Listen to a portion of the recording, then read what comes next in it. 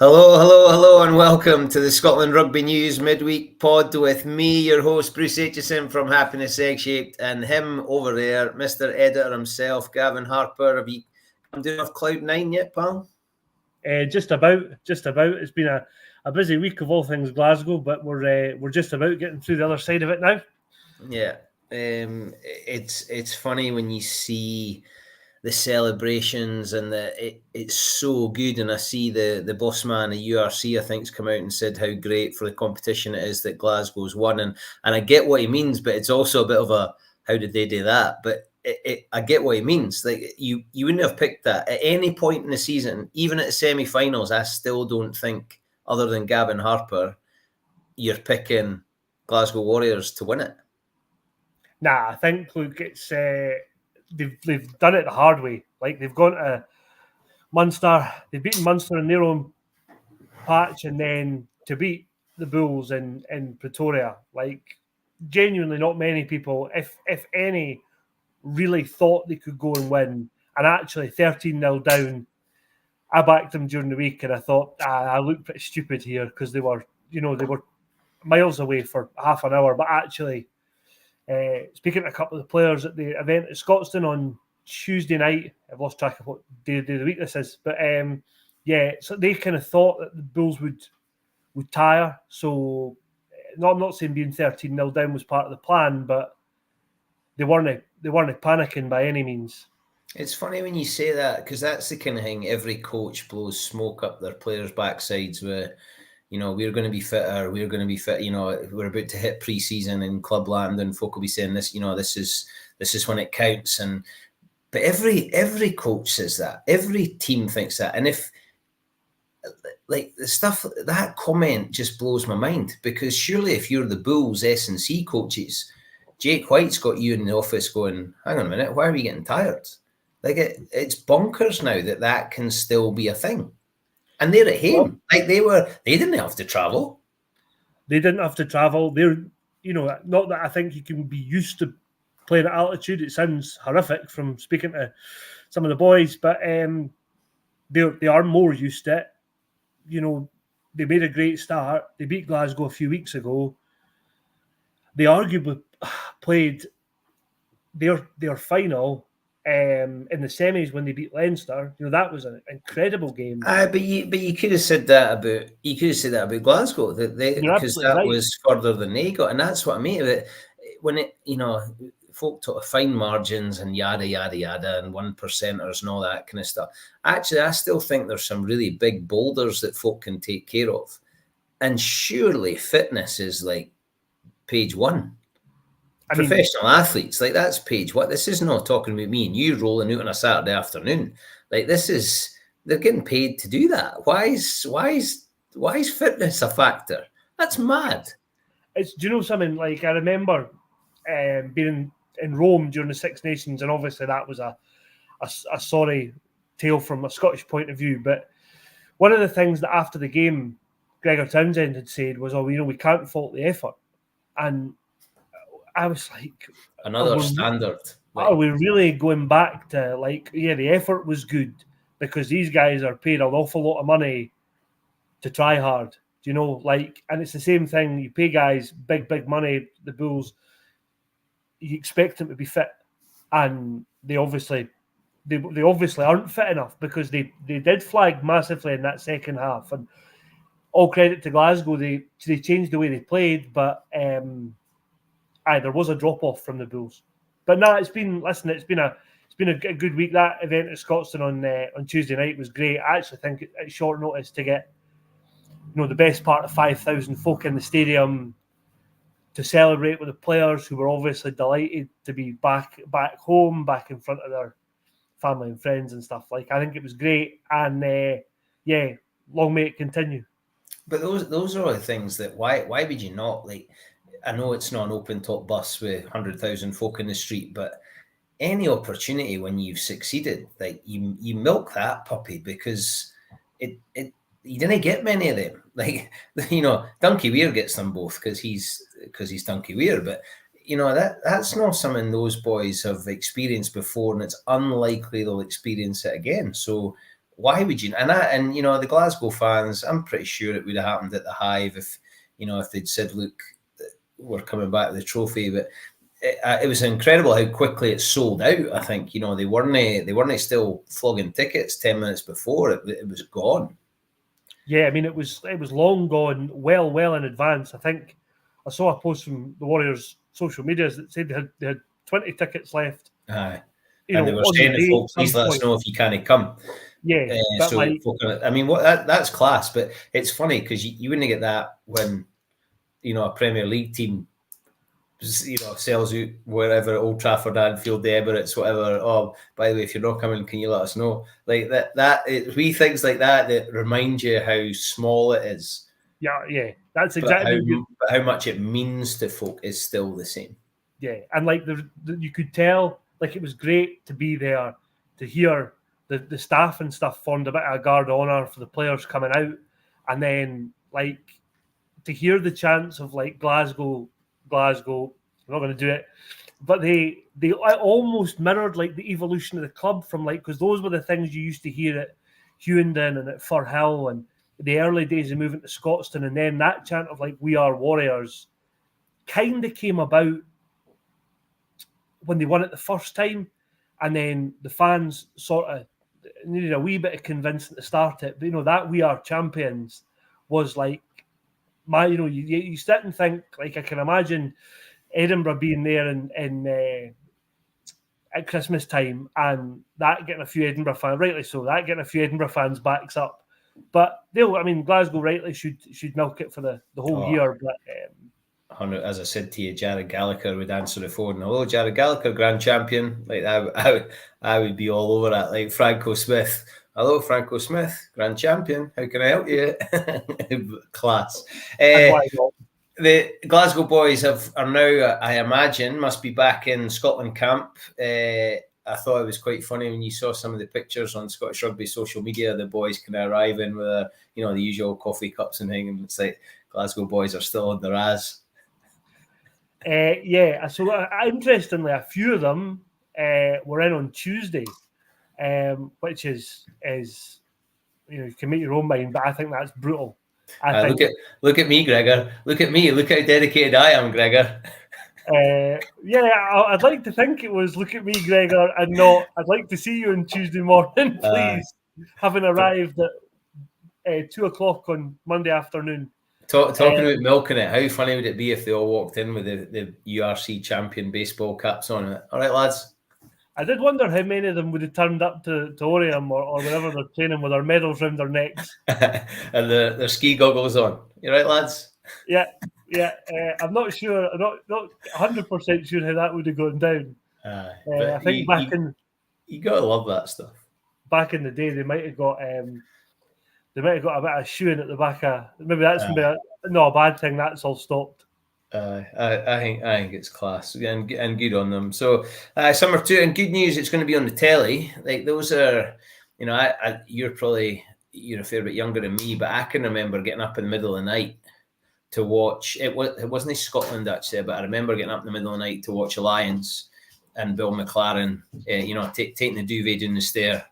And I think I only did that once, but it's one of those memories that's in your head. And you're listening to Bill McLaren at whatever time it was, 2:00 in the morning. And, we're not going to have to do that, but it's great that it's going to be on Council Telly and folk are going to be able to watch it and hopefully get kind of excited about it. And great chance for those opposing teams as well. 100%. First thing I think is it's important that all 4 games are on TV. Folk will be slightly frustrated. I think that, punters pay enough money now for all your streaming services and subscriptions and whatnot, that TNT is not cheap, and they're showing all 4 games. But the second South American part of the tour, as you say, is on BBC. So, yeah, and good. I think that's certainly a start of free-to-air rugby. I think that's something that we badly miss in Scotland. Yeah. It's free-to-air sport. Like, I don't know, again, I'm back to how old I am, but the only thing on telly in the summer was the cricket. Yeah. you watch Test matches the whole summer because you only had 4 TV channels and you watch cricket. Now I'd struggle to tell you a cricket player. I'm still on Ian Botham and Freddie Flintoff is probably the most modern. But for rugby, you're right. You've got to pay for Premier, TNT, Sky. Amazon. That's the food going again. Amazon, yeah, there you go. So it's to have a game on BBC. I think it's class, and what a great opportunity, because there'll be so many folk who support those. By that stage, it'll be the young team as well. For their families and their pals and their club mates and folk they've grown up with, to be able to watch them live rather than just get on social media, I think's gold. And hopefully there'll be a few kind of watch parties for some of those boys. Well, this is it. Like, you'd like to think that, we talked about this before, but the last game's outside the test window, so it'll just be the Edinburgh and Glasgow players. And, whatever you think about the window, actually, it'll give players an opportunity that maybe they wouldn't get otherwise. It's a fair way to go, Uruguay, so there'll be friends, family, pals, whoever they might be, that'll say, do you know what, we're not going to get out there. So to be able to watch their mates or their family member on TV win their first cap, it's a pretty big thing. So it's good to have that confirmed. Obviously, we've still a week to go before the first game. But yeah, I think it's a positive thing. I'm interested to see how it works. Touring's a brilliant thing. This feels more like a tour than there's been for a long time, because they're on the road and they're playing teams that not necessarily you're used to seeing them play. I'm sick of the 3-week tour and 3 test matches kind of style. But bring back A fixtures. Anyway, that's a whole other pod. In other news, staying international, it's good to see there's a Gala boy being named in the All Blacks squad. There can't be too many of them. I know. I bet if he scratched deep enough, he'd probably find something. But Simo Satiti was there. Him and Tanner Vili played with the Borders when it was there, and Wallace, named after William Wallace. I think Simo must have been a big Braveheart fan. Certainly sounds like it. It's class. And I read a thing about Jason Ryan, the forwards coach, saying the toss-up between him and Hoskins Sotutu, and they went with Wallace because his work rate on both sides of the ball and all these new jargon terms. But basically, they just picked him because he's a better player. But what a stock he's come from, because his old man was some player. Yeah, he was some player. What a coup he was at the time for the Borders. So if his boys, I haven't seen that much of him play, but if he's half the player his old man was, then the All Blacks have found a bit of a gem, because I think last Saturday morning I watched the Blues win the Super Rugby final, and Hoskins Sotutu's been not far off their best player this season, and to win an All Black spot ahead of him is, it says everything about the ridiculous depth. It was interesting though, because Jason Ryan was saying Hoskins Sotutu he's an 8, like he's pretty much he's an 8, whereas Satiti, like his old man, could probably play in the centre. He's got so much skill, work rate, but he's got a bit more versatility that you need in a squad, which is tough for on an out and out 8, because sometimes you become that flexible player and then you didn't get picked because, well, we've always got a specialist. So it's interesting seeing or reading the thought behind it. But the All Blacks, I'm really keen to see what they get up to now, because this is a new dawn. It's been the boot room coaches, hasn't it? They were assistants and they become now, Razor's come in, completely different character, different way of approaching things. Leon McDonald's a hero of mine on the coaching team. Jace Ryan's funny. I think he's brilliant. Grizzly wee proper forward. So it's going to be interesting to see how they get on, and what while I moan about the number of test matches, seeing the All Blacks possibly back to thrilling things again, I'm looking forward to that. Yeah, I think this is the thing about the All Blacks. Like, I always remember going to watch them, as a kid at Murrayfield, and that would be like the team of Jonah Lomu, Christian Cullen, Tana Umaga, and they were sensational. And they've always had those box office, like, sensational rugby players.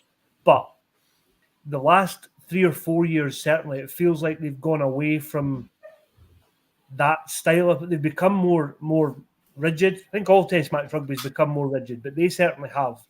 And I wonder if bringing Razor in will just say, nah, let's just we're going to play, as much as we can. Test rugby is obviously a step up. We're going to play like the Crusaders, and if it's on, all 15 of these players will have license to just go. He's got to give Damien McKenzie the keys to the kingdom. He has to give Damien McKenzie. He's been good for the Chiefs this season. But he is outrageous. Scottish ancestry that we can tap into at some. He is unreal, and I love the joy that he plays with, and he just seems like he loves it. And that's one of the, you said about becoming more rigid, and you wonder, because every now and then the All Blacks would pull someone out and it'd be, aren't the All Blacks wonderful? But you're right, the moments became fewer and fewer. Damien McKenzie just seems to love what he does. Yeah, I always think that he's like, he does that slightly daft grin when he kicks at goal, but he genuinely seems to thrive on, like, he plays so flat to the line that when he gets emptied by an 18-stone second row, he gets up and he's not, he seems to quite thrive on that. And there's something quite, it'd be a nightmare to play against, I imagine, but like, from a spectator's point of view, the guy is an absolute joy to watch. But then you've got the conundrum of, like, how do you fit, where does Jordy Barrett play? Where does, how do you get all these great players into seven places? And that's his, that's going to be a tough gig. And it'll be interesting to see Leo McDonald. I've got a lot of time for. I think he's a really smart operator. But the depth they'll have, that's where, Scotland, we've probably got a strong 15, but then those last 20 minutes, does Zander have to stay on and play 80, or does somebody come out of beds? That's the same in other positions. Finn is going to play 80 minutes, no question, but he'll play really well for 80 minutes. But the All Blacks have got the depth where they can bring on 3 or 4 who are just as good as the starters, and they're fresh, and they want to prove a point. And you look at Sam Cane. Sam Cane's a classic example. Like, never has a guy who's got either 100 caps or not far off been so maligned. But, you're comparing him to literally the best player who's ever played the game. And it was never, ever going to be that somebody came along and was the next Richie McCaw. Like, the guy, it's almost a bit of a poison chalice that it's like David Moyes taking over for Alex Ferguson. He was never ever, whoever took that job was never going to succeed, and I feel a bit sorry for Sam Cane in some respects. But then he steps away. In other countries, like, if Finn stopped tomorrow, we'd have replacements, but we'd miss him. You look at the All Blacks. Dalton Papali'i's been outstanding again for the Blues, and they've got Ardie Savea. Like, he's all right. Yeah, he'd maybe get a game for any other team in the world. Did you see his interview at the weekend? Playing club rugby, eating a sausage sandwich while he's getting interviewed, and he stuck $500 behind the bar for the boys. And you know what? There's not enough of any of that. Like, we said it before, but see this idea that when you're not playing Super Rugby, or you're just back in the country or you're just back from an injury, like, go and play for your local club. Go and they won by about 80 points. I mean, no wonder with him playing. But that's a kind of, like, if that was in the playground, you'd be going, right, hang on, we need to pick the teams again. Like, these teams are no fair, right? If you've got Ardie Savea, you need to play with 13 and we play with 16, because that's. I think there was, how many shouts of your man do you think there was when he got the ball? I would have, aye. But it would, you would have just been, every time you got the ball, like, where can I pass it to Ardie? Like, just. The old basketball, but American football pass across the pitch. I think that's brilliant. Good on him. Fair play to him.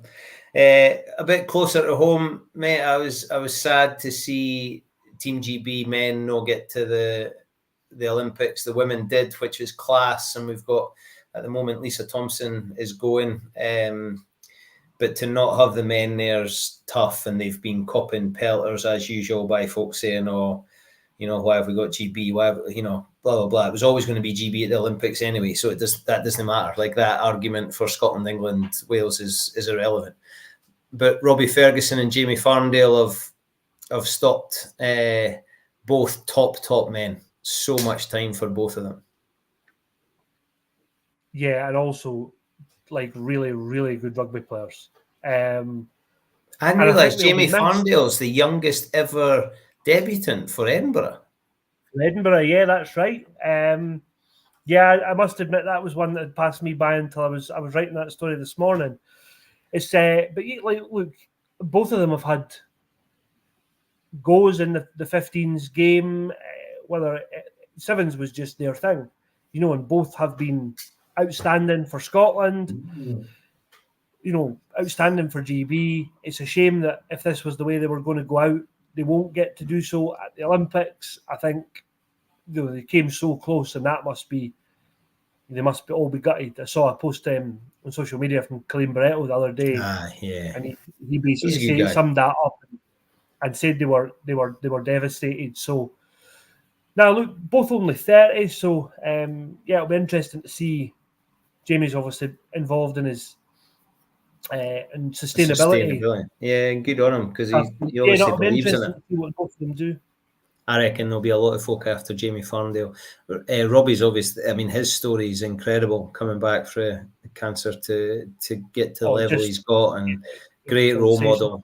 Great role models. When you speak to other boys about him, they rate him really highly. He's both of them. Farnzo's a popular boy as well, and played on the wing a lot for Edinburgh. There was a period where he was pretty much a regular on the team. But sevens it's a funny game, and it's getting funnier because you never got to play at home. You're always away, and while that might seem glamorous, there is a fair chunk of airport, hotel, training, hotel, game, home. Don't get me wrong, they enjoy themselves. Usually on the last night, they enjoy themselves, but it's probably is a younger man's game. Out of them.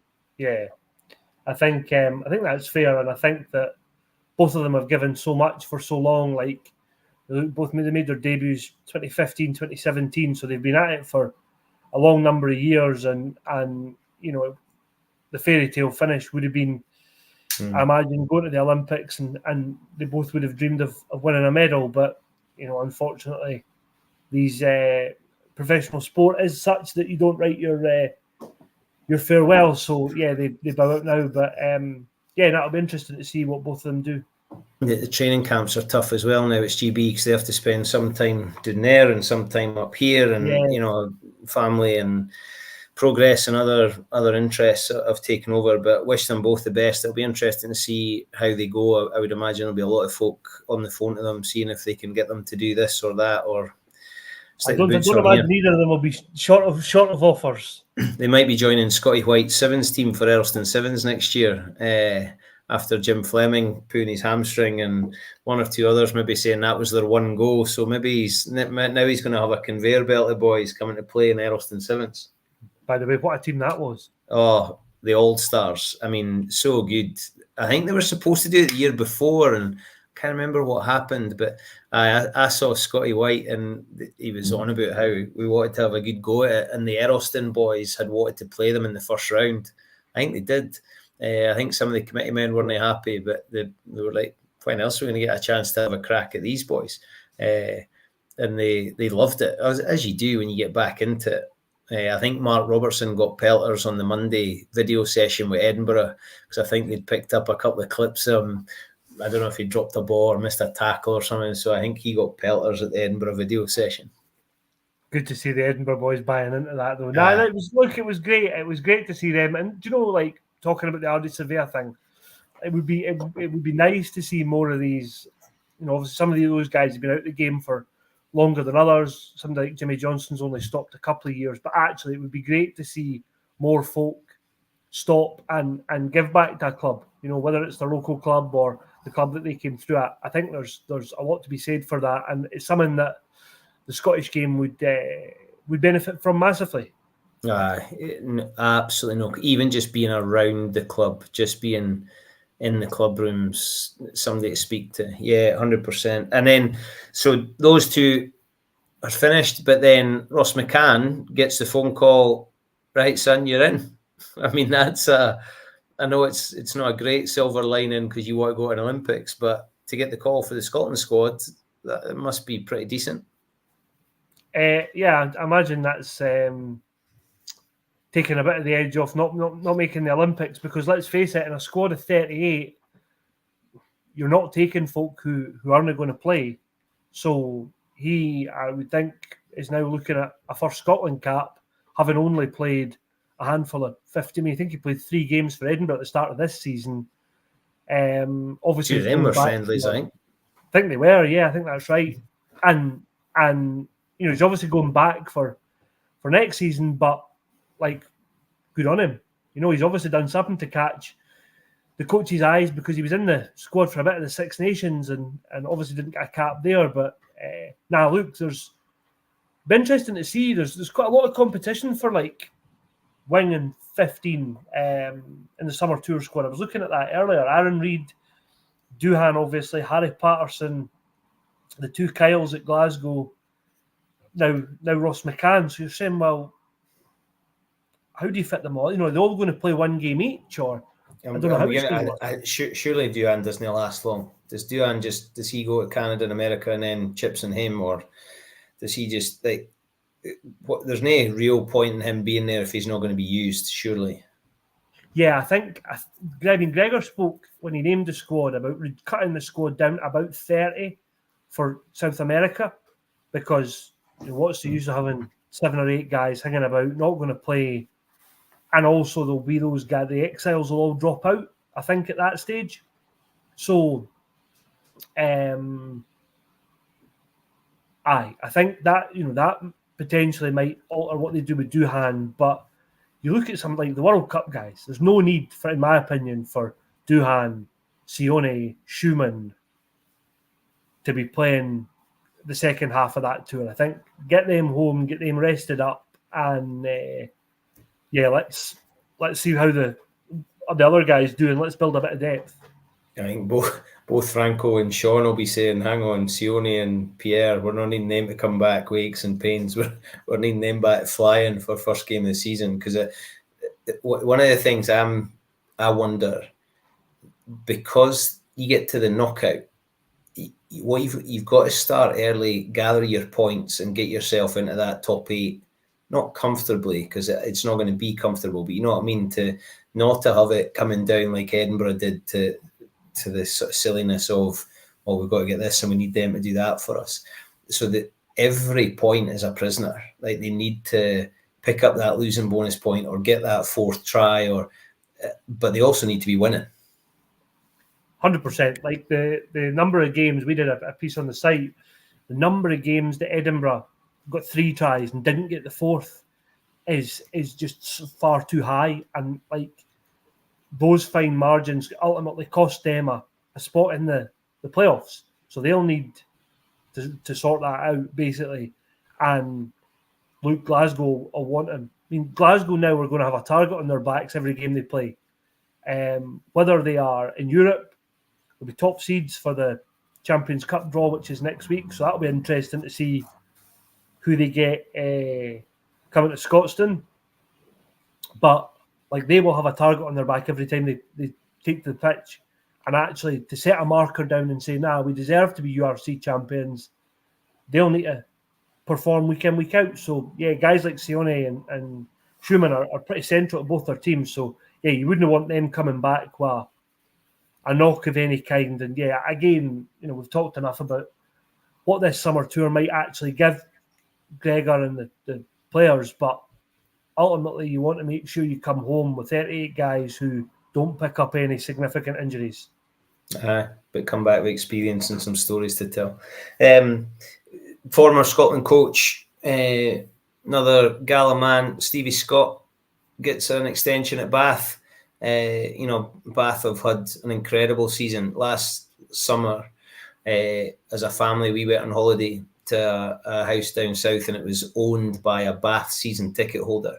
And they said to me, we were ready. We've been season ticket holders for however many years, and we were ready to scrap them. We're going to give Finn Russell a season and see what he does for us. he did pretty well for him, but Stevie Scott's come in there as well. It's one of those clubs, like I love those clubs, Bath, Bristol. Bristol's changed a wee bit because it's now in the big stadium and thing, but Gloucester, Northampton, when they have that proper home and they create an atmosphere, and they're stood next to 3 generations that have stood on this spot for I love that stuff. And I think Bath are getting a new stadium at some point. Yeah, it's coming. It's certainly, I don't know what the state of that is, but it's in the works, I think. But now, listen, that family that you went to stay with last year, hopefully they've paid their money up, because Finn's been absolute box office for them. Incredible. What a difference he's made. And they were really unlucky in the Prem final. Chatting to a couple of the Glasgow boys, actually you could be sitting with Glasgow won the URC, Blair Kinghorns won the Champions Cup, Bath could have won the Prem, but Northampton supply 2 or 3 guys to the Scotland squad. So actually, this season's not been a bad season for Scottish players. There's enough articles on the site. Hugh Jones saying that, and there's one coming up tonight. I spoke to Jack Dempsey, and they're both saying basically, we've got to do it now. Like Scotland, we've now got to go and win something. Hang on. I think I've heard that before. I think I've heard that before. We might be trotting out something that there's now tangible evidence that they actually can win these games. Yeah, another golden generation. But we genuinely can't have another. We can't go on having not won anything. Yes, Calcutta Cups are great, but I said before, look at the England teams we've beat over the last couple of years. They're not that good. So yeah, now let's wait and see. It's good. I mean, there's another. We're sort of laughing about Simo Satiti's boy. Fraser Christie is in New Zealand, but you've got Clark Laidlaw in New Zealand, Adam Hayes, strength and conditioning coach, or whatever his title is for the All Blacks. Davy Gray still carving away with the Hurricanes, and in New Zealand, Greg Laidlaw is in Japan. We've got folk all over the place. Richie Gray's revolutionising the NFL, and he's still working. There's good Scottish folk out there. I was bumping my gums on one of these pods before about where's our next Scotland coach coming from. Probably at the moment it's Franco, but there are enough Scottish candidates out there to come back and contribute to Scotland, maybe, but definitely Edinburgh and Glasgow. But look, that's part of the frustration for me. And no harm to Franco, no harm to Sean, but why have we got 2 South African guys coaching the 2 Scottish professional clubs, and we've got all these other coaches doing great things all over the world? Stevie Scott was at Edinburgh and coached the 20s, and he was Scotland. He coached Scotland. And he coached Scotland. Who was the head coach at the time? In fact, it might have been Andy Robertson. Yeah, that's why Scotland's in there. But sometimes you just need that, to find the right blend or the right, and there's some really good Scottish coaches that are out there doing good things, but not in Scotland. I'm reading into that what you will, but yeah, it does make you wonder. You mentioned it earlier tonight, saying about how the test match game has become a bit this and that. I'm going to get right up on my high horse here, but the game went pro. The first folk that were employed were strength and conditioning folk, so they all got massive. The next folk that were employed were defence coaches, so the game got really, really boring because defences got incredibly well organised. They were like rugby league, but they were only 10 metres back, so you didn't have any space. And then they decided, right, let's employ some attack coaches or let's employ some skills coaches. And it kind of changed. But by then the space had gone. But the other bit that frustrates me is the coaches who are not from within that country tend to bring their style with them. You know, when I was a lad, Scotland had little fast running rucks. Jim Telfer wanted the ball out quick. England would maul the ball in the middle of the field because they had massive forwards. And if you were an English winger, you stood about for a fair bit. And then an Underwood would get the ball and score a try. And then they would twiddle their thumbs for a bit. The French were bonkers and just played and played and played. You know, the Aussies backline were incredible. They all had really distinctive styles. Now, everybody kicks the ball up in the air for 9 as soon as they get within the 15-metre channel. You know, we didn't play with the ball in our own half because and it's just, come on. So I think that's where, like, folk talk. I'm going to get slated now. Folk will be thinking it's me and Nigel Farage. Maybe folk are now going to think I didn't want foreign coaches coming in. I'm going to be getting pelters now. But there's part of that. An identity.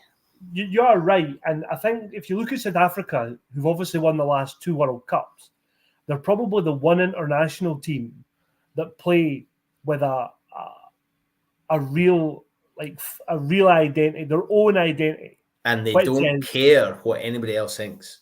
They're not interested in changing for anybody. And England 1991 World Cup completely changed how they played in the final and got beat by Australia because they were getting slated and they changed. And if you read anything about any of them, though, and the Aussies can't believe the England changed. And the England team go, why did we do that? But, you know, look at England in 2003. Like, wasn't it a great watch? They had some incredible individuals. Like, you look at that back row, Hill back Dallaglio, you know, folk like Lewis Moody sitting on the bench, Martin Corrie, who, you know, would become England captains. And Johnny kicked drop goal after drop goal after drop goal. They scored a try in the semi-final, possibly against South Africa. Will Greenwood charged somebody down. Like, it wasn't a great spectacle.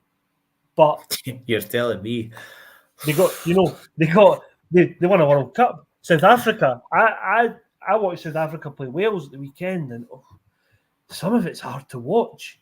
No, and then we get onto the 6-2 bench because they didn't care. They just wanted, but it's an identity, and it's you know what it is. So how do we play against it? That identity thing. I think strong. I think it. Anyway, maybe I'm wrong. It's just me getting a bit old and grumpy, but those things. You recognise that you're getting this is your Victor Belgiu era. Hey, trust me, it's been there for a long time. I've always been miserable. Happiness is egg shaped, just a front. Mate, we're nearly there, but I wanted to get onto Clubland. Social media is just rammed now with posters saying come and try, come and play. Pre-season starts in about 10 minutes, I think, for most clubs. Final whistle went last week and pre-season starts, but I get it because clubs are twitchy that if they don't start, their players will go elsewhere. But, you know, the club game's got a lot to do. Yeah, a lot. And do you know what? This is going to be a really interesting season because, like, if you look at the Premiership, there's obviously a massive change there with Super Series, Super 6, Super Series now finished. So there'll be a bit of an adjustment to all the national leagues and folk finding their feet, clubs finding their feet. You might, you know, somebody like an Ayrshire Bulls, when I was at the Super Series final, I mean, they're saying basically all their Super Series team is going to hang about. So have you seen their coaching team? Incredible. Like they're all male models under 40-year-old, I think. But you know, I think Dean Kilbrick's coaching the seconds. I mean, Dean he'll be a class coach, and what an opportunity for some of those boys that are not making it to have folk like that coaching. And if any of them, you know, if they get a few injuries, and some of these boys think actually I fancy pulling my boots on, like.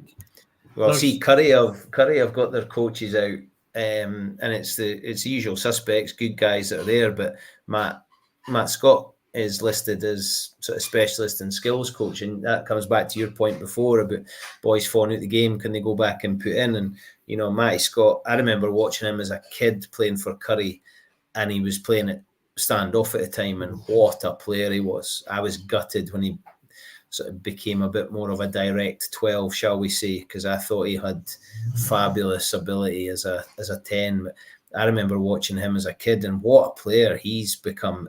But he's still Curry through and through. He went and played in an old boys team at the Curry Sevens. The old boys 7 at Curry. I think they got beat in the final by the Curry team. Can you imagine if they'd won that? The pelters, the young Curry boys would have got. But that's what you want. Like, you want of course you do. Folk like Matt and his, Fergus to give back to the club that they've been involved with for so many years and has given them so many. Would Matt have got to Leicester and won a Premiership title? Would he have got to a Heineken semi-final with Edinburgh or 40-odd caps for Scotland without all those days at Millennium? No chance. Nah, so it great is good. boy. But no, it'll be interesting to see. Yeah, pre-season, certainly pre-season at my club, which is Haddington, starts, as you say, now. You better get your boots on. Didn't be using this pod as an excuse for missing your first session. Don't you worry. I've not needed an excuse for some number of years now. And the fact I've mentioned pre-season training, I imagine, be getting ripped to bits. But I look rightly so. Mate, but the club game needs folk. We need folk to go. Of course, we need players, but we need folk filling the clubhouse and putting money over the bar and buying a social membership. And we need that, because it breaks my heart when you see clubs that are struggling. But there's so many clubs able to tell great stories. Do you know a club I went to, Straven? Yeah. Straven Rugby Club. What a place, thriving. Young team on the committee, all sorts going on. And Straven's the only club, I've been to a lot of clubs, it's the only club I've ever been to that has the first 15 captains board, the president's board, and the second 15 captain board. Yeah, I've never seen a second 15 captain board in any other club, and I just thought, this is class. And now, clubs are beginning to get their women's captains board on the wall, and it's great. And those clubs that are embracing everything, minis, women's sections, social sections, old boys, those are the clubs that are going to be all right. I'll tell you one thing, Bruce, there'll not be a second 15 captains board at Nielsen Park anytime soon, because it would have my name on it. So I think there'll be a few folks saying, I think we'll maybe just you should be proposing that. You should get yourself the AGM. Is there any other... I think we should have a second 15 captains board in the clubhouse, and I'll get Freddie Main to make it. Yeah, no, look, you're right that like every club that's embracing every aspect of their club, from minis to women's teams to whatever it might be, getting walking rugby, like Tartan Touch, anything. Tartan Touch has been brilliant, eh? Tartan Touch has been a real success. For all the clubs that run it, you look at the numbers that they get, but more important than just the number, I think, is the demographic of the people, because they're not all folk that on a Saturday will pull their boots on. It might be some wives and girlfriends and some mums and some folk who've lapsed out the club, and just some punters that turn up and say, I've never chucked a rugby ball about for years, but I didn't want to get melted by somebody my size, so I'm going to come and give this a go and see what it's like. And it looks like it's been a real success. And, just to go back to your point, we need folk. I spoke to Gav Scott at an event a few weeks ago, and he was saying, yes, we need refs, we need players, but actually without volunteers and without folk giving up the hours that they give up during the week, these clubs don't happen. Club games fall away. Second 15 rugby, which I've been involved in for years, falls away. It breaks my heart. And you end up with folk who do other things on a Saturday. And it's, we can't have that. Like, if we want rugby to thrive at the top end and teams like Glasgow to be successful, I think it all comes from a strong grassroots game. There's a pod in itself. I'm gonna throw one at you that I didn't think it does, but there you go. That can be a real discussion topic. That one. Controversially, I remember you saying that you think the pro game and the grassroots game can exist independently. But yeah, I I think the pro game needs club rugby. I'm going to put it out there, and that'll be the title for a pod, because I'm telling you. Right, mate, listen, it's been a tough week for me, and we got to look after each other. How are you? You all right? I'm doing all right. I've enjoyed my week of being at the airport on Monday to see Glasgow coming home, and on Tuesday to be at Scotstoun. So yeah, I think I've had a better week than you. But see, just before we go, I see you've got your My Name's Doddy t-shirt on Friday night. Did you watch the Leeds Rhinos game? Amazing to be, but chanting his wife's name, that was the one that got me. Like, it just, and for both clubs, hairs and back of my neck are standing up, for Lee to bring a banner that they've got made is just, a player of the match breaks down, everybody giving it. It's just unreal, and it has to keep going. And we got to look after each other, because Ed Slater's going through it. My mate Big Matt doing in Wales. There's a lot of it, so we got to look after each other. And this week, somebody close to me decided they couldn't go on any longer, and it's a tough one. So we got to keep talking, especially men. We got to keep talking to men, and that's why, to me, rugby clubs are so important, because we can see folk, we can look after folk. You should worry about the folk that are not there and get them there, because it should be a good place to be. So, mate, you're checking in on me, and I've loved it. So thanks for looking after me, and thanks for tonight. I've really enjoyed it. It's been good, just a bit of crack. Hopefully folk are going to subscribe. £1 for 6 months, £12 for a year. £1 for 6 months, £12 for a year, because that deal's going to what a way to entice them in. It's like being at the Sunday market. Sports socks, 2 for £1. Yeah, it's all there, mate. Great to see you. Look after yourself. We'll catch you soon. We'll be back with another Scotland Rugby News podcast. He was Gavin Harper, and I'm Bruce Aitchison from Happy and Sex Shaped. Look after yourself and everybody that around you. Speak soon.